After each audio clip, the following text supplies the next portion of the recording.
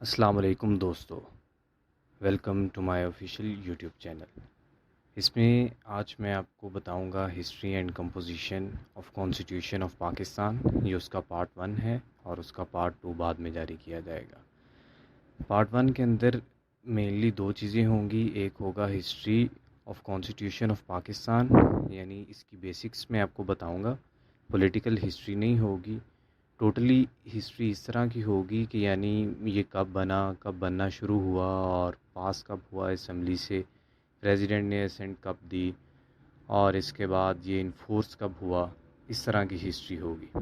और उसके बाद जो कंपोजिशन होगी वो टोटली कंपोजिशन इस तरह की बताऊंगा कि इसके अंदर टोटल आर्टिकल्स कितने हैं, स्केजुअल्स कितने हैं, अमेंडमेंट्स कितनी की गई, चैप्टर्स कितने हैं, पार्ट्स कितने हैं।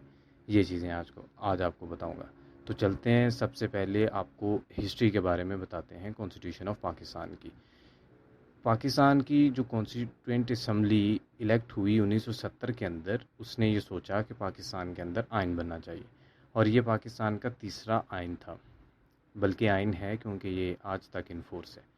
इसमें एक कमेटी को टास्क दिया गया पार्लियामेंट की और उसने 20 दिसंबर 1972 को यानी 20 दिसंबर 1972 को अपना टास्क कंप्लीट कर लिया।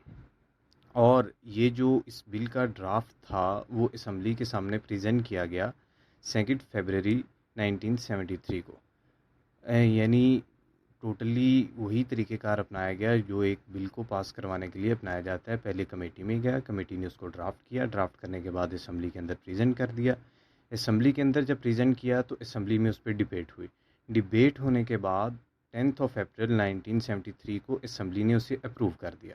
असम्बली से मुराद यानी हमारा पार्लियामेंट, लोअर हाउस और अपर हाउस, इन दोनों ने।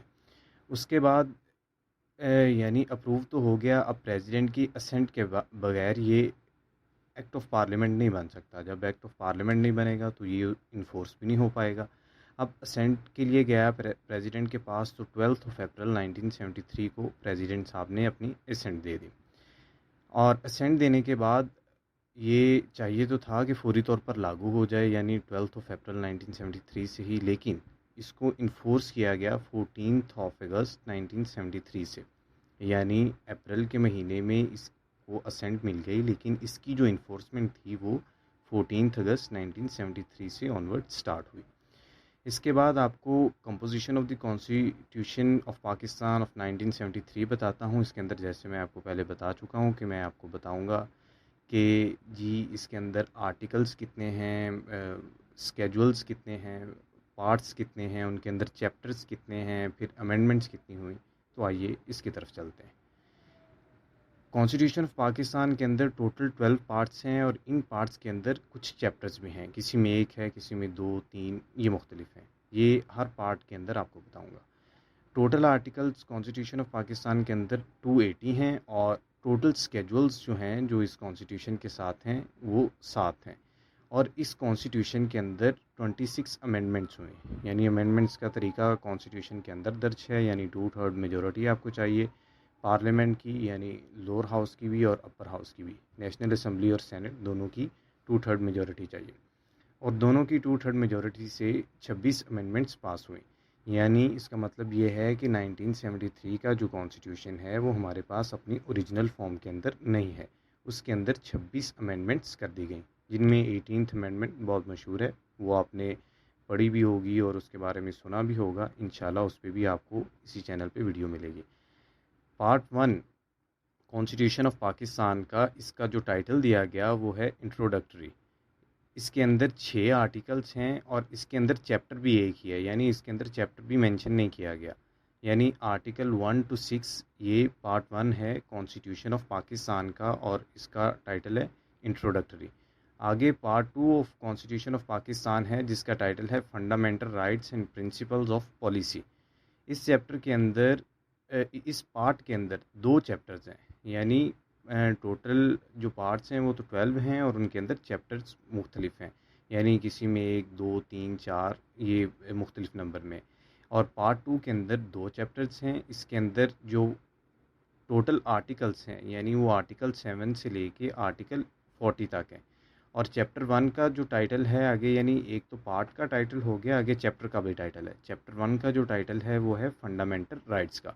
अब फंडामेंटल राइट्स के अंडर जो आर्टिकल्स आते हैं वो आर्टिकल 8 टू आर्टिकल 30 हैं। ये इधर गलती से लिखा गया, आर्टिकल 8 टू 28 हैं, इधर गलती से लिखा गया आर्टिकल 40, इसको आप करेक्ट कर लीजिएगा। आगे चैप्टर 2 है जो हमारा, उसके अंदर लिखा हुआ है प्रिंसिपल ऑफ पॉलिसी, यानी इसका जो टाइटल है, और इसके आर्टिकल शुरू होते हैं आर्टिकल 29 से आर्टिकल 40 तक। आगे जी इसका तीसरा पार्ट हम देखते हैं कॉन्स्टिट्यूशन ऑफ पाकिस्तान का, उसका टाइटल है द फेडरेशन ऑफ पाकिस्तान, यानी टाइटल ये दिया गया। और ये इस पार्ट के अंदर 3 चैप्टर हैं, यानी पार्ट 3 के चैप्टर्स भी 3 हैं। और चैप्टर 1 का टाइटल है द प्रेसिडेंट, और प्रेसिडेंट के जो पावर्स हैं उसके बनने से लेके, यानी प्रेसिडेंट बनता किस तरह है, उसकी पावर्स क्या हैं, उसकी इम्पीचमेंट किस तरह होती है, वो आर्टिकल 41 से आर्टिकल 49 तक है। आगे चैप्टर 2 है जो, यानी पार्लियामेंट किस तरह बनता है, उसके अंदर क्या नेशनल असम्बली होती है, सेनेट होती है, नेशनल असम्बली की सीट्स कितनी होंगी, सेनेट की सीट्स कितनी होंगी, पार्लियामेंट काम किस तरह करेगा।